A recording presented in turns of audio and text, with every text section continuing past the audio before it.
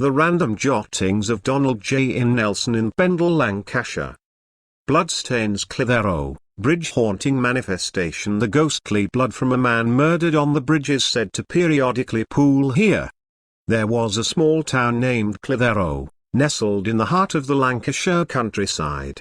It was a quaint and peaceful place, but there was one spot in particular that held a dark secret. The bridge that spanned the River Ribble was said to be haunted by the ghost of a man who had been brutally murdered there many years ago. No one knew exactly who the man was or why he had been killed, but the locals all knew the story of the bloodstains that periodically appeared on the bridge. Some claimed that they had seen the blood pooling on the stones, while others had heard strange moans and whispers coming from the dark corners of the bridge.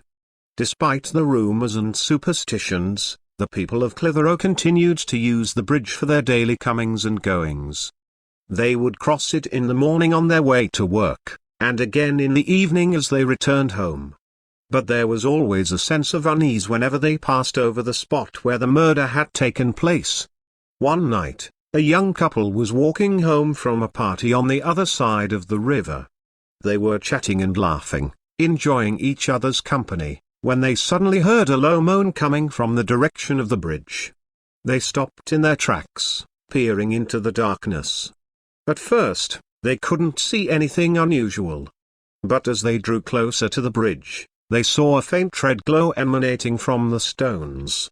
The closer they got, the more it became clear that the glow was coming from a pool of blood. The couple was frozen in terror, unable to move as they watched the blood slowly spread across the bridge. And then they saw him, the ghostly figure of a man.